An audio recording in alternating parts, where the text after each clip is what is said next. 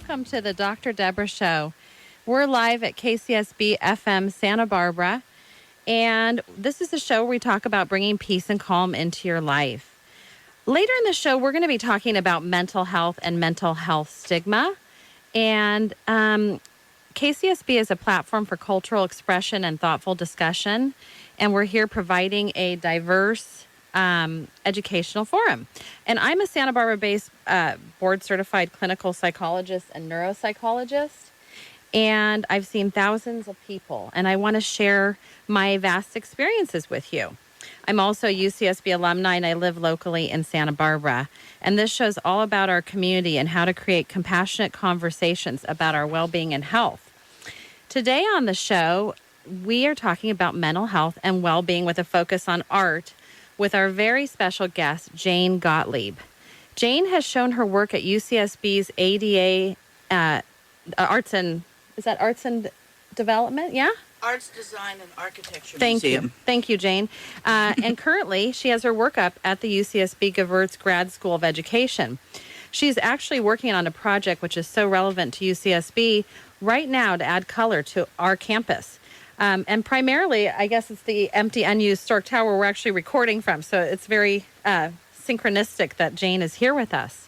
So welcome, Jane. Oh, thank you very much. I'm happy to be here and discuss adding some color to this very black and white university. I know. It's funny that you're doing this because actually I've been talking to Lisa, who is one of the radio people here at the show who helps out so much. And we've been kind of talking about that. It's such a great space to make it more user-friendly and attract people. And then they know it's here because I know when I went to UCSB, I didn't even actually know. I knew the Nexus was here, but I didn't realize this was here. So everybody almost avoids it.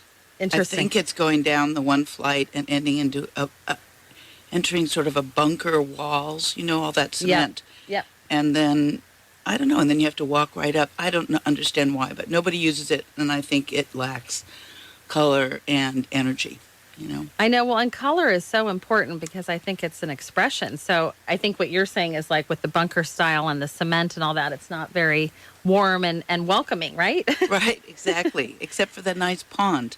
Exactly. They did add some koi fish. And there's a few great trees in there, but that's it. There's really not a lot of shade. There are no tables and chairs. Well, we're excited to have you help us. We need that. Thanks. So, why are we talking about this today? We're talking about mental health stigma today because did you know that mental health is the largest public health priority? And it's also the largest financial burden of any health issue in the world. And that was cited by the World Health Organization and World Economic Forum. The Centers for Disease Control report that in a report called Attitudes Towards Mental Illness found that stigma and embarrassment are two of the top reasons why people with mental health issues do not seek help or medication. So, and also just to remind you that issues surrounding mental health affect all of us. They affect people from all walks of life. And that's why I'm so excited to have different people from our community just talking about their personal experiences and sharing their wisdom. And, I think when we talk about mental illness and mental health, I decided to add in just what is mental health. I think when we have mental health, we feel physical balance in our bodies and in our minds, and it gives us an inner peace. But I was thinking about, just because we also have the special guest, Jane, here talking about art, I was looking up holistic health, and the World Health Organization defines holistic health as viewing man and his or woman in their totality within a wide ecological spectrum. And it emphasizes the view that ill health or disease is brought about by an imbalance or disequilibrium of our, total ecological system, including our artwork and music and everything. So it's very important for us to pay attention to that. So I wanted to just talk a little bit about Jane's background because she has such a vast experience. Jane has a long history working in the arts industry, and she has this amazing sense of vibrant, colorful images, and they draw the viewer into her kind of idyllic vision, and it ultimately uplifts them with her vibrant color and evocative beauty. Thank you. Yes, it is really spectacular. You'll have to check it out online. And she's shown her work worldwide at many museums, including the Petersen Automotive Museum in Rome, at the Gallery, the Mad Gallery in Milan, and Colorinda Gallery in Lisbon. And we'll talk more about her work. Jane, I was wondering, why do you think mental health is essential to our well-being? Well, part of what you were saying is I also think getting help is really important to our well-being. Yeah. And that there are ways to work on your mental health, that I think it's something you have to work on. So when I was 25, I felt very scattered, and I'd been working for a few years in advertising as an art director, doing my art on the side, and I wasn't really happy. And I went to a therapy, and I was doing everything you were supposed to do. It was way before Zoloft. Mm-hmm. And then for me, I ended up finding Tai Chi. Nice. So Tai Chi for me, I have been doing since I was 25 and studying it since I was 25. But part of what you learn from Tai Chi is to practice every day. And even if it's 5 minutes or 50 minutes, whatever it is, it's doing something for yourself only. It's really hard to do. So it's helpful because you don't think about the other things going on in your life. And it's like a little mini vacation for your mind and your body. And then I felt like I needed to apply that to my life. And so if I did my art every day, besides the work I was doing to survive, if I did it every day, something would eventually happen. And it did, though it took 10 years before my art started to gel. It was like my mid-30s. Mm-hmm. So it took a long time. But I still do Tai Chi and still study and practice and have found it to be really, really helpful. So you've been very consistent. I think I always tell my patients to have consistency and persistency. Yes. I love that you found that you have a practice for yourself that you do every single day. How did you have that awareness? I mean, it sounds like now you're kind of got yourself groove, which is awesome. How did you initially, when you were in your 20s, how did you notice that you needed to get, into something that would help you feel better? If you don't mind sharing, I mean, just because there was probably somebody that helped you out there. Yeah, there was. I met a terrific lady who turned me on to Tai Chi, and she was much older, and I lived upstairs from her. Yeah. So I would go down there, have coffee, and talk about life. And she had the wisdom that she was giving me, and she did Tai Chi. And so was an introduction. And then I just continued, and I loved it. It was, my family, of course, said, why don't you play tennis? Right? It's so much more acceptable, especially 40 years ago. Right. Tai Chi, what a weird thing to do. But, and a lot of people meditate, and a lot of people love yoga, and there's all kinds of exercises. I mean, in Santa Barbara, so fabulous. All you have to do is walk out the door, and you can walk on the beach and take hikes. Exactly. So, I mean, this is one of the healthiest places in the world to live, too, for mental health. It's so true. I go in the schools and teach mindfulness meditation, and one part of my mindfulness meditation is just to notice the nature around you, something beautiful, around the world. And the kids, a lot of times they kind of are really have a hard time thinking of something. I say you could just look out the window or step outside, really, and make a practice of that, because really that is what is special about living here. We're so lucky.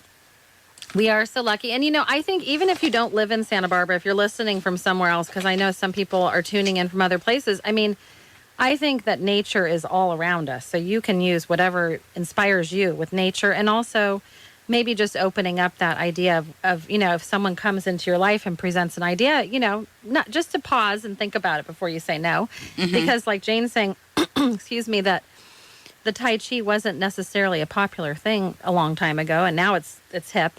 But she listened to this friend and herself and found this balance. So that's really right. Healthy. And I was looking for balance. But that's part of the, my generation was we were not doing exactly what our parents told us to do. So we had to find our own voices and our own ways of doing things. And yeah, I think that there's a generation right now. I know my 12-year-old's like that too. Oh, good. I'm glad to hear it. There's a new generation. I mean, there's a lot of evidence that engagement with artistic activities, either as like an observer of the creative efforts of others or as an initiator of one's own creative efforts, can really enhance one's moods, emotions, and other psychological states. So, you don't have to go to talk therapy per se, but even if you go to a person who's a talk therapist and you talk about things, you can also, use art or go to a museum or find a hobby that you enjoy that really can help you release some of that tension and stress. Yes, definitely. And you don't have to be good at it.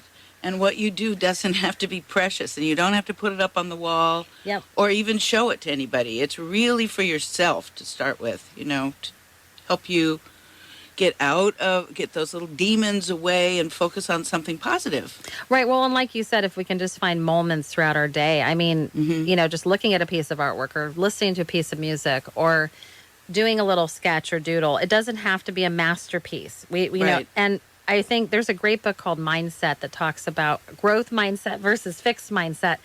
And really, growth mindset is that everything doesn't have to be perfect. That's how we learn what we like. That's how we learn what we want and need. So don't stress too much about making it perfect, even from a master artist like Jane. Oh, thank you. So I'm just going to talk briefly about, you're welcome, about, what is mental health stigma. And then we'll just cover a couple more questions with Jane, take a break. But, I just like to break down what is mental health stigma, because I think that's a hot topic right now. And I think, there's social stigma, which is more attitudes and discriminating behavior that are directed toward individuals with mental health problems. And that's especially true when someone gets labeled. So I always try to encourage people to not focus too much on whatever their label is, because everybody has pockets of every disorder. So you're not alone. And also the idea that self-stigma, which is really important, especially I feel like in America, is this idea of when we hear something from someone else that is discriminatory towards us, we actually internalize that and believe that. And that can really affect feelings of shame and also just lead to much poorer outcomes. So, Jane, how do you think that mental health stigma develops in a person or a culture? I mean, I know you're talking about, the evolution of more freedom of expression. Do you think in the art field that, mental health stigma has been around a long time? It hasn't been around? Do you think it's evolved or changed? Or, I know it's a big question. Yeah, it is a big question. Artists are allowed to be like the crazy artist, so they're allowed to be out there without being judged as being weird, Right. And so I think it's easier for an artist to express themselves and then get rid of their mental health problems or, from Van Gogh on, right? They put it into their art. Yep. And it's really helpful. But other people who don't do art, then the exercise is also a common way of dealing with mental health problems. I'm a believer in talk therapy. I'm a talker. And that was initially my Tai Chi teachers were people my age, a little bit older, who could talk. Because my very first one was this old Chinese lady who said, "You follow me for 2 years." And I thought, that's not what I need. I need to talk about everything. Yeah, so listening to yourself is really key.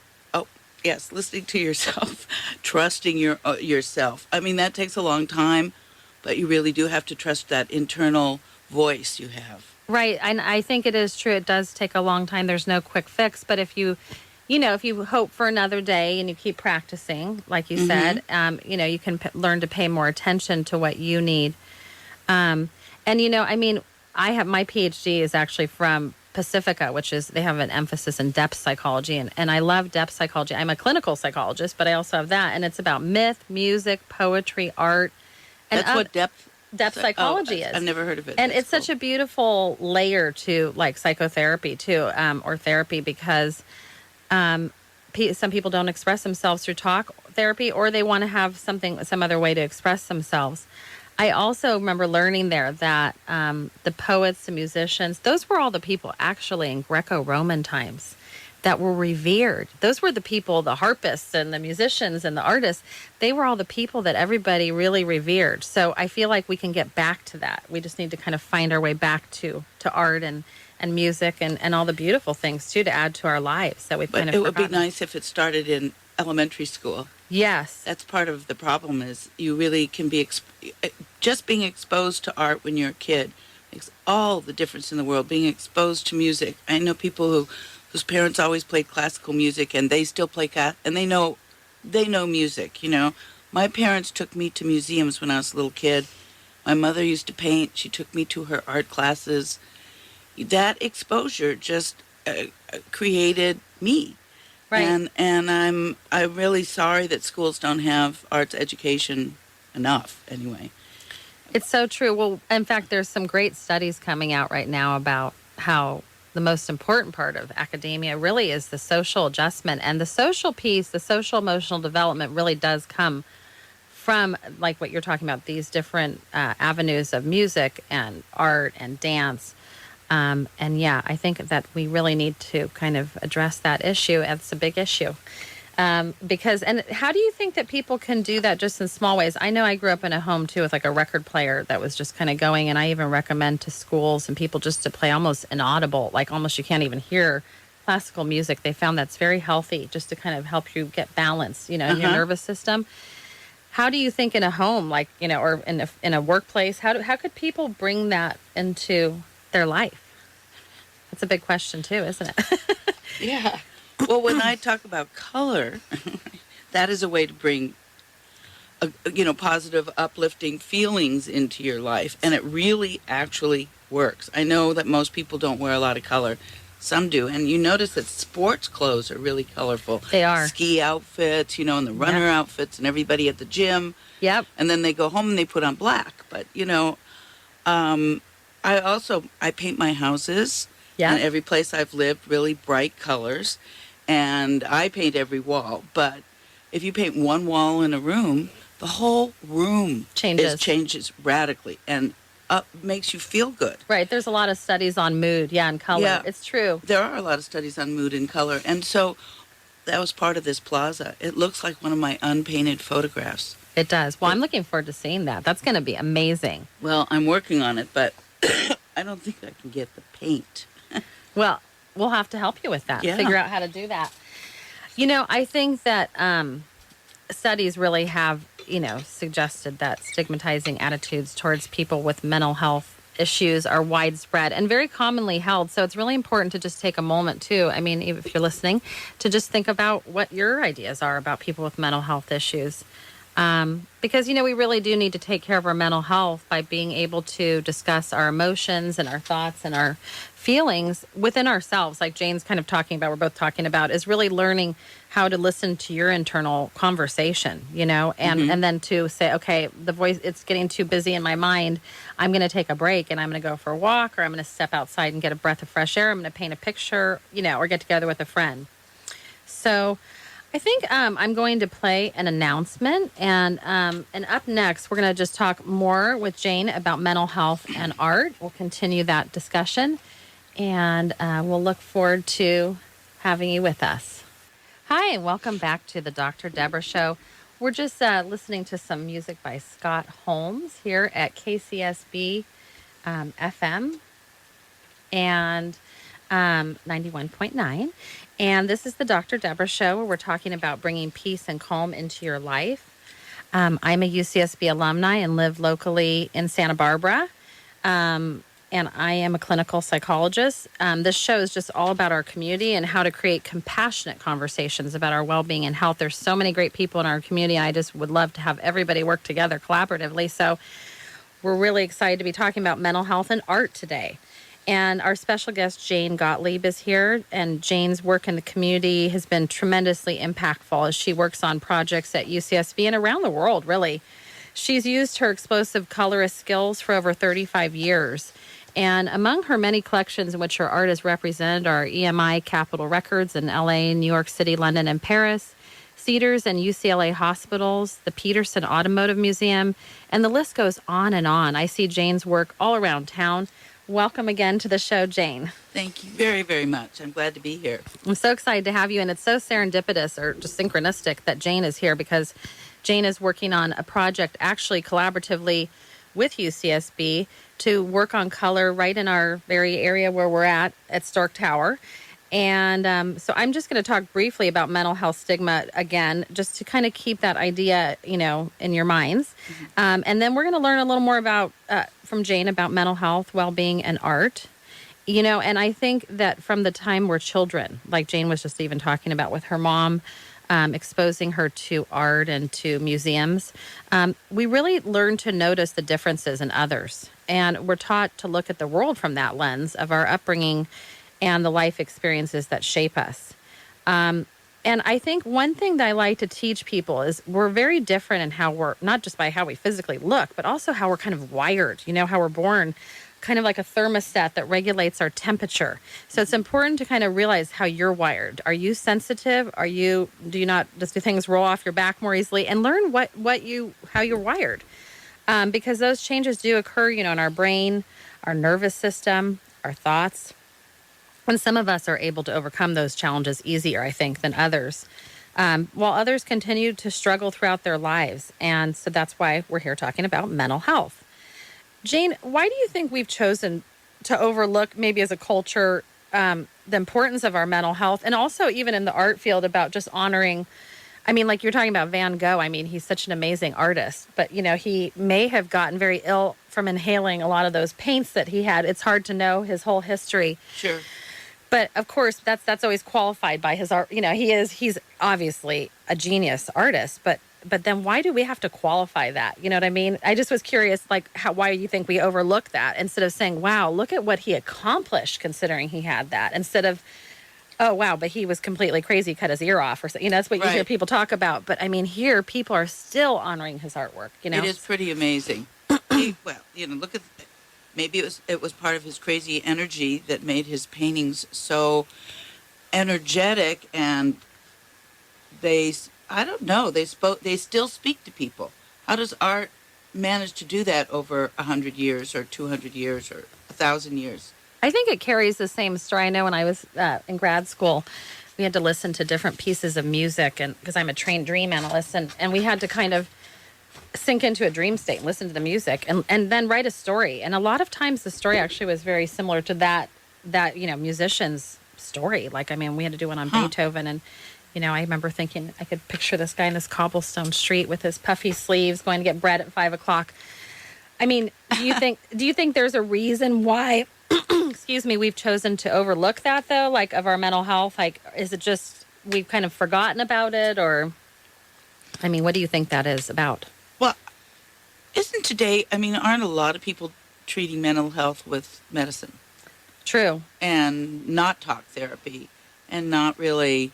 Although therapy is becoming more hip now. Good. Yeah, I'm excited about that. And I'm part of the drug generation. I believe in drugs, and I take Zoloft. Yeah. Every day. Yeah. And I love it. Nice. And I just think it takes the edge off. And there's a lot of stigma, I find, to these drugs. And if I tell someone I take Zoloft, they're like, why? There's something wrong with you. But actually, it's no different. Everybody has these anxieties going on, and everybody has problems that float through their head and worry them when they're driving along, even if they are listening to music really, really loudly and, trying to think about something else. Yeah. These things come in their head, and I found when I started taking Zoloft, which was at a really hard time in my life, that it just was really helpful. Well, it does cut the edge off. And I think I don't know if you believe in these the drugs of today. I feel like, sometimes, like you're saying, your life gets too overwhelming. It's like a tsunami, Right. And that's why I try to teach people to kind of meet the waves, of life. I know we're going to the more holistic approach, but there are these great medicines today. There are, and I always feel like it's something, if someone really needs that, to try it out, and not to be afraid of it, and at the same time, to figure out what they need, and what works for them, because exactly. I think, sometimes it's, if you can't get through your days and you can't do what you want to do, maybe that's more helpful in addition to the therapy. Therapy really is very powerful. There's a lot of evidence now with neuroscience that we actually can rewire our brains, our nervous systems. That's what I was going to ask you about when you were talking about that.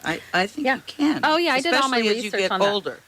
Well, and also every time we speak, every time we have an action all day long, we're kind of recalibrating ourselves. So I think that's why art and music and those kind of things are really helpful to help us to recalibrate. Mm-hmm. But what you're saying is also, in addition, taking some medicine, not to be, ashamed of that, and that it's okay.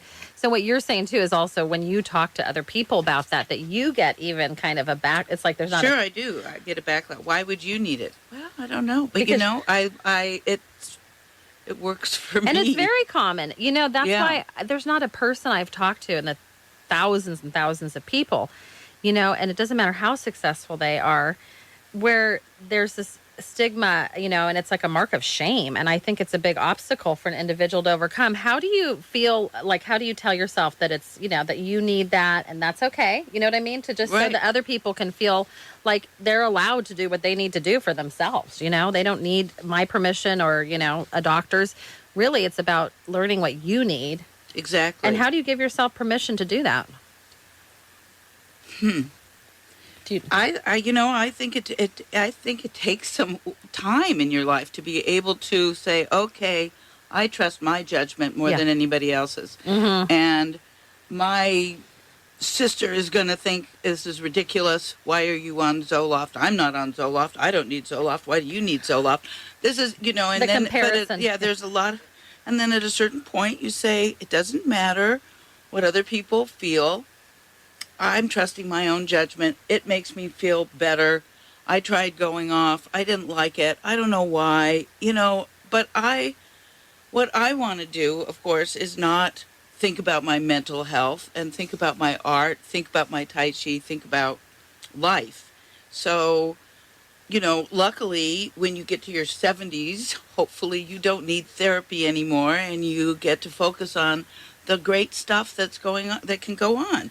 And Yeah. and it took time. And I don't think I really got that self-confidence till my 40s. And I know that's hard to listen to if you're 21 because you don't want to. Wait that long. 19 years. It's not like that. Those weren't good years. I just felt like I got stronger, more self-confident.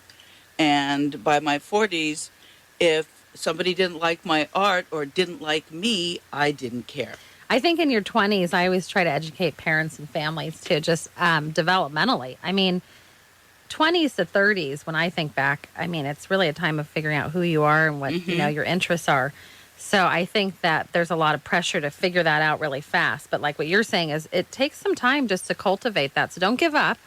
And also, I would really encourage, you know, you not to listen to what, you know, compare yourself to other people. Right. I find that's a huge issue, especially I find in America. For some reason, we're very caught up in what everybody else is doing. So do what works for you, you know, because, Exactly. I mean, if you're suffering, but they're fine, it doesn't help you. And, you know, and maybe you educate them about how it helps you, you know, and destigmatize it for them. And not in a defensive way, but just in a way of education, you know, and that's hard to do Right. too, because when someone kind of pushes our buttons. Yeah, exactly. It's hard not to be defensive, but you don't want to be defensive. You want to just be your strong individual self that does not have to convince the other person that what you're doing is fine and right. Exactly. Just hold your head up high. I mean, I think through prevention and these scientifically proven treatment methods, we could radically really reduce suffering and also the global financial burden we're spending. I mean, the labels really stem from misinformation, isolation, and negative attitudes. And I think like what Jane's talking about, from a lack of understanding about a behavior or an appearance of communication, or taking a prescription that gets labeled as someone who's not normal, Right. that leads to further rejection. And I love to also just break down the idea of being normal. Normal's based on a statistical bell curve. So it's a mathematical illustration. It's a graph. I know when I took my board exams, you have to study a lot about statistics and test construction. So what I always try to teach people is move away from the idea like, I don't feel normal or I feel weird. Think about, you want health and well-being, right? We all want that. And I think with that brings some happiness, like, you know, and we can Absolutely. enjoy our days. And appreciating your uniqueness. Mm-hmm. You know, we are different. Every one of us is different, and that's great. Yes. In fact, this comes up every show. Is that, Does it? You know, I just think like the world would be boring if we were all the same. I mean, that's what makes us beautiful. We all have something to offer. So think about, you know, maybe what you have that you enjoy doing and what makes you happy. And I'm sure that's something you probably could make someone else happy with. That's right. What do you think that society's attitude is toward mental health? I mean, I know we're kind of been talking about the nuances of that, but just do you think that globally, like, I mean, it seems like, you know, you interface with a lot of different people. Does that come up? Does that not come up? I don't think mental health comes up very often in Right. my life. You know, I don't think people talk about mental health Right. very much. It's like a hush. It's It kind of a is. taboo. Yeah, they don't talk about it if they're in therapy. I don't hear people say, I'm in therapy anymore.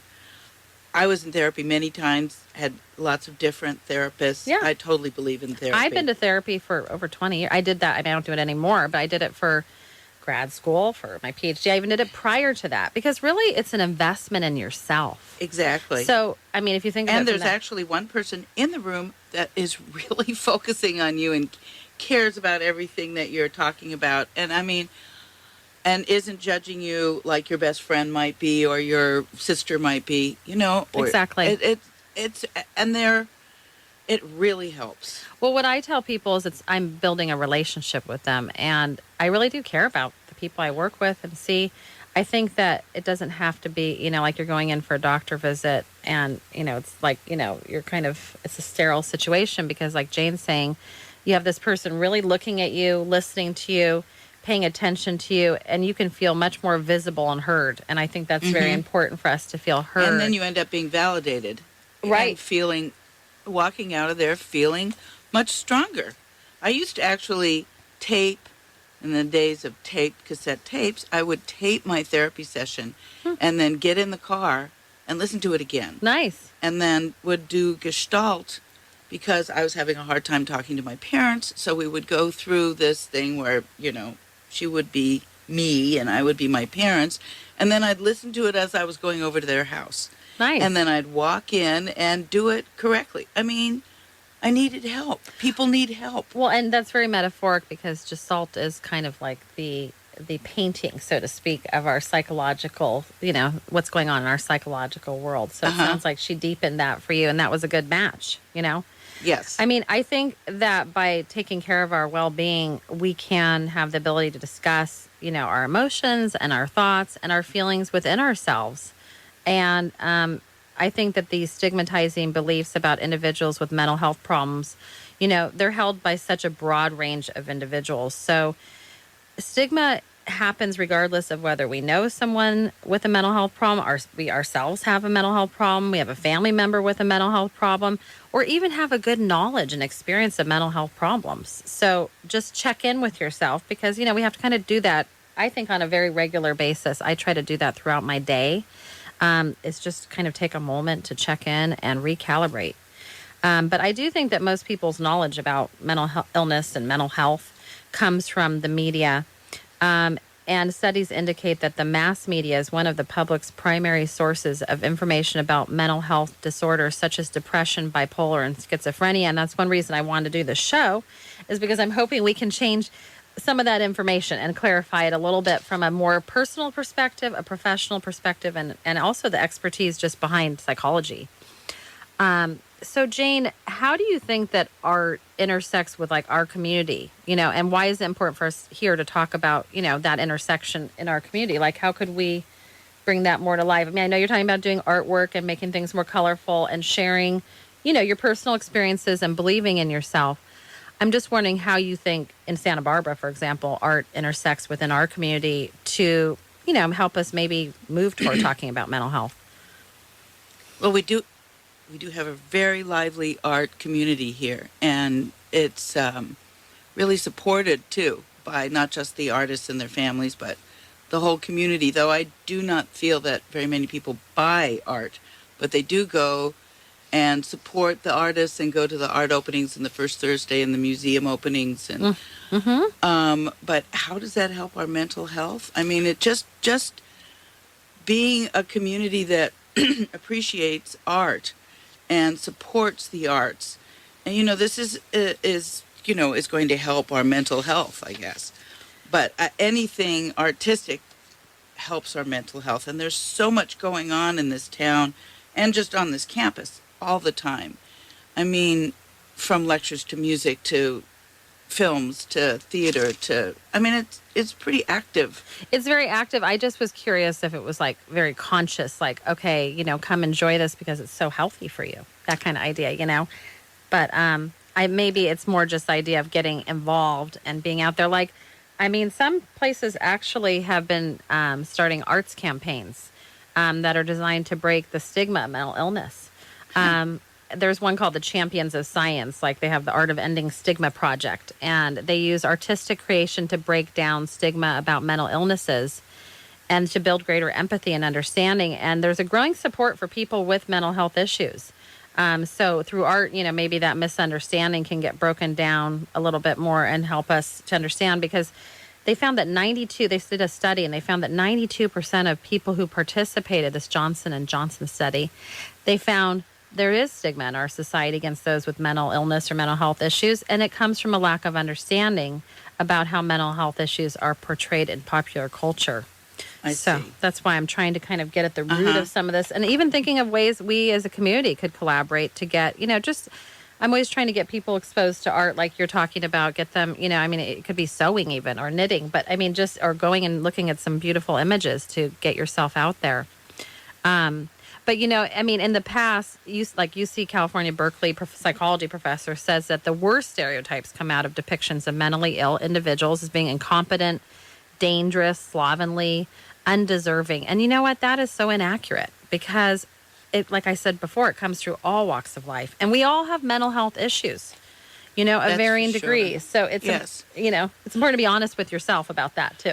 Listen, bipolar, that whole phrase, it used to be like manic depressive, and all of that is really fearful for people. And, it's whispered almost. It is. And actually, I love working with people who have bipolar, because given like the right, set of kind of systematized setup for them, the therapy and some prescriptions and plugging them into other adjunctive things, actually a person can be very successful. And I've seen doctors and nurses and all different people who have bipolar, artists. But I think that, I think that the struggle with bipolar, it can be very real because it is very severe.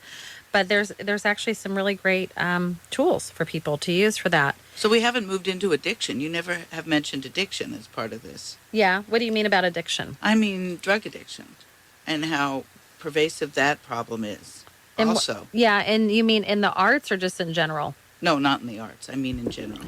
I don't consider that well, part yeah, of the arts. Actually, we were talking about, I think that one of the last shows about people who maybe, are in the media, like, you look at Prince or Wham, and what's happened is when you brought up the part about medications, I think you have to do that very responsibly, because, every time you take a pill, and if you add alcohol and other things, get educated, because, those pills, a lot of them, they keep changing with alcohol. And we're not a pharmacist. None of us are, unless we actually do that for a living. And even they may not, they punch a lot of that into a computer and check for cross indications. Right, and they don't realize what can happen. People die. Right. So, I like Einstein's idea of just like, his just kind of like keeping everything in moderation. But I think that because of the stress we're under right now, culturally, globally, that people are looking outwardly for things. And that's why I'm trying to teach people more about looking more inwardly and learning kind of the science of what they need. Like I think that art therapy can help a person, like we were talking about, through this mental health crises. Absolutely. I think, though, that we'll have to have someone come in and talk about that, though, about addiction. About addiction. Because I think addiction is a whole nother topic. And actually, I like the idea of the word dependence, I guess. Maybe I feel like addiction is it feels so harsh. Like even mental illness to me, sounds harsh I too. don't use that actual term. Even though I'm a doctor, I just use mental health because, people do get ill. They get sick. Right. But, you don't need to focus on that. Focus on your symptoms or the person you're working with symptoms, whatever is bothering them, and try to help them work with that. Yes. So, I think that art and health have been at the center of human interest from the beginning of recorded history. And despite that fact and the invested effort and growth of knowledge and understanding in that arena, it's interesting that we often still find ourselves struggling with kind of the fundamentals of art and health and their meaning in society when they've already been so proven to be so much, benefit for us. And I think that art helps people express their experiences that are too difficult to put into words. Yes. Like a diagnosis of cancer.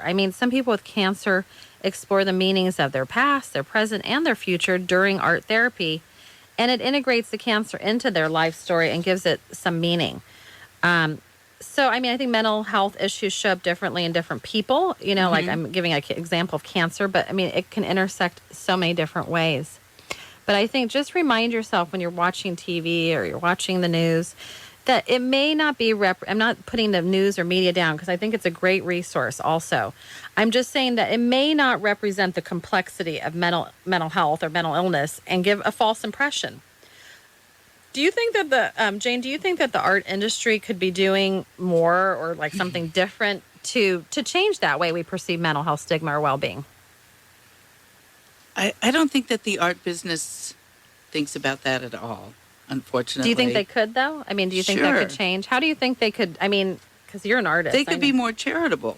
You mean like giving more money? Or? Yeah, like giving more money to mental health organizations, because instead what they do is they take art from artists and say, will you please donate to this and donate to that? So you end up being, having, for the grand exposure, right? So you donate your art and for exposure for different charities that go somewhere else. But there aren't a lot of, and part of getting mental health is getting help to be able to do what you want to do, like grants, for example. Don't you think? I mean, part of the problem is that there isn't enough money. Right. Well, and that's usually what I talk about next is kind of prevention awareness, and how we can apply the topic we're talking about, which is art. I love that idea, though, of like, a painting, and how we can maybe funnel that into more mental health programs, because the World Health Organization says only 60%, I think that number is very low. It's actually probably lower. 60% of people globally are getting the mental health needs that, getting what they need for their mental health. So I don't really think I don't believe that. Huh? I think it's much less than that, So, well, maybe that'd be a great idea for us to do in our community. But you see, yes. So we're saying just if you could, then if you had more money, then they could do art programs and music programs in elementary schools, junior highs and high schools, and start that going. And just if you're creating the art is going to help you mentally be more healthy. If you're in the third grade, you're probably not thinking very much, Right. So, but it's going to get just well-being feeling. You're going to have something that you can show and tell and say, oh, that's pretty what I did, kind of thing. And all those things will help your mental health. Well, yeah, because then you have a sense of pride and, accomplishment. I mean, I know I have a 12-year-old. I've been trying to get more art in his school. I kind of at some point actually burned out of that and moved into this topic. But I mean, I love that idea of just getting that more in the schools. I mean, I don't know, most people don't realize this, but children, actually, your brain, it isn't fully developed. It doesn't fully myelinate. You can look that up on the internet. Mm-hmm. It works its way from the back of your head, from the very base of your skull. Little by little, it works its way gradually up to the frontal part where your forehead is. And that doesn't happen completely until you're 12. And so, think about that when you're dealing with kids, too, that they may not fully understand. They don't have the neurological brain capacity. Huh. So art is a great avenue because you just kind of let that out and do whatever your self-expression is. Mm-hmm. So movement does it, too. I went to the elementary school at UCLA that was called University Elementary School. Yeah. It was a very progressive elementary school, especially in the 50s and 60s. It's still progressive, but progressive in that we had no grades and they taught things in different ways, and we had this thing called rhythms, where everybody ran around and we were the ocean, or we were the slaves in Africa, or whatever we were studying, we were the pilgrims, but it was this bodily free expression. movement of which really doesn't happen unless you start dancing. It's so true. In fact, there's a beautiful, she just passed away, but psychologist, her name is Marion Woodman. She used to come here. She worked with Joseph Campbell, and she's was very involved in the Santa Barbara community. And one of the things she would do, like she'd have you do your expression. So if you felt like an eagle, you'd embody that. And it's very powerful. Try it out. I mean, you don't have to be an expert again. You can do it in your living room. You can do it in your bathroom. You can do it wherever you want. And don't worry about what other people are thinking about you, because ultimately you have to live in your head, listening to your voices and your body. So just keep practicing, more peace and acceptance. Mm-hmm. we're going to take just a break. We're here live at KCSB FM Santa Barbara, and we'll be back talking more about prevention awareness through art. Hello, and welcome back to the Dr. Deborah Show. We're live here at KCSB FM 91.9 in Santa Barbara. We're talking today about bringing peace and calm into your life. This is the Dr. Deborah Show. We've been talking about mental health stigma and how it affects sufferers, both in terms of their role in society and their route to recovery. And we're talking today about just stigma and art. We're here with Jane Gottlieb, whose amazing artwork has been seen around the world in the Los Angeles County Museum of Natural History, the Petersen Automotive Museum, Elle Magazine, Los Angeles Times, the Los Angeles Times.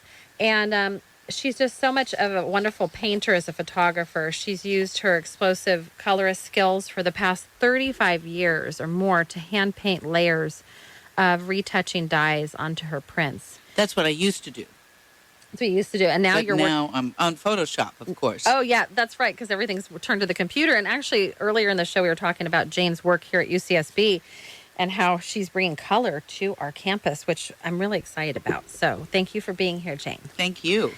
My pleasure. So we're talking just, about mental health stigma, how to reduce mental health stigma, and also how mental health interfaces with art, and, how the art world looks at mental health and how they maybe could, adjust things or evolve in that way to help people use more art and also to get more help for people through the arts. Mm-hmm. Have you ever heard of any campaigns or organizations in the arts that work toward mental health or well-being? No. It's a lot of mental health questions for you, Jane, isn't it? I know. I know. It's interesting. I just was curious because I know you interface with so many people, Well, but I can't think of anything. I'm sure there has to be something. Well, it's kind of a burgeoning field, I think. I mean, I just feel that if, we can imagine a world where each person has the opportunity towards self-peace, through the ability to overcome mental health barriers and obstacles to reach treatment. So we need more programs to be developed to identify and manage these mental health screenings and create increased awareness and communication as key ways to move toward acceptance and health. We have some great programs actually starting in Santa Barbara. I mean, just as a side note, like in Carpinteria, we have our school superintendent on board, and she is doing an amazing job getting most kids behavioral health screenings. So we're moving more toward that. We also have more counselors in schools for students as well as teachers. And so it's becoming more, an accepted way to help us, And to start young. I mean, really, you have to start even in utero. But that research will be coming out later. It takes a while, for the hottest, newest research to come out. And so there's going to be some exciting things, I think, in the future. But, we were describing how people tend to hold negative beliefs about mental health problems, regardless of their age or knowledge, and regardless of whether they know someone who has a mental health problem. And just keep in mind, we all have mental health issues, okay? We're not like, none of us are perfect. There is no such thing as being a perfect human. And actually, in the Japanese culture, I love, I don't know if you've ever seen this, Jane, but they take like a cracked bowl and they actually fill it with gold because they think of those cracks, so to speak, and we have cracks in our lives, as being something really about learning and growing and changing. And it's a part of us. So, accepting that too and not rejecting it. Mm-hmm. Have you ever seen that? Mm-mm. Oh, it's really cool. And they do that with a wide, it can be a bowl, it could be a table. So the fact that these negative attitudes appear to be so entrenched suggests that campaigns to change these beliefs will have to be multifaceted, and we'll have to do more than just give knowledge about mental health problems. We need to challenge existing negative stereotypes. And so, mental health stigma creates a wall that really stops the compassion in that conversation. And we're having these compassionate conversations, to build inclusiveness and teach others what you've learned. And I know, Jane, you're working on this amazing project here at UCSB. Do you want to just talk for just a minute or so as we're wrapping up here about, what kind of art, kind of work you're doing, and just share that piece? What I'm doing, my art has become over the years more and more about color, and mostly I add all this unrealistic, gorgeous color to my photographs. But when I saw the plaza in front of the museum when I had the show here, and I also know the campus, Mm-hmm. I have noticed this plaza for years and how it's completely, really unused, and that it has a very cold cement walls, and you have to go down one flight and up another flight. So it's very bunker-like anyway. Mm-hmm. So I believe that color adds positive feelings, adds energy, adds humor, adds emotion to anything. So I paint my houses bright colors inside and out. And usually everybody walks in and says, "Oh my God, this makes me feel so happy." It does. I've been to your house. Yeah. It's so bright and colorful. Well, even inside, you have so much color. Like, Yeah. I mean, all your art pieces are colorful. It all works together, though. So it's like my three-dimensional art piece that I've done in my house. Yeah. So so then over the years I've been doing this. So then I tell people, why don't you paint one wall in your house a bright color, your favorite color, and don't make it lavender, make it purple, that kind of thing. And watch everything bounce off that and see how good that feels. I'm going to have to try that. You should try that. And you don't have to do a big wall. You can do the wall around the fireplace, or you know what I mean, or just the front door. Wherever you add color, you are going to feel that color, and it feels really good.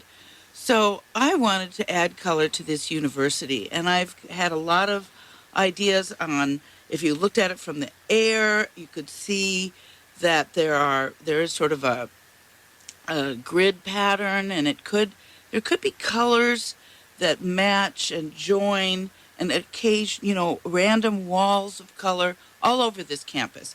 Plus signs. They don't have any signs. It's true. When I had the show at the museum, I found that I had people that couldn't find the museum because there are no signs. It's a great idea. So also colorful signs with the map, and then the plaza. So part of this program needs to give the students have to be involved, and they have to appreciate what I'm doing. So it has to happen kind of slowly.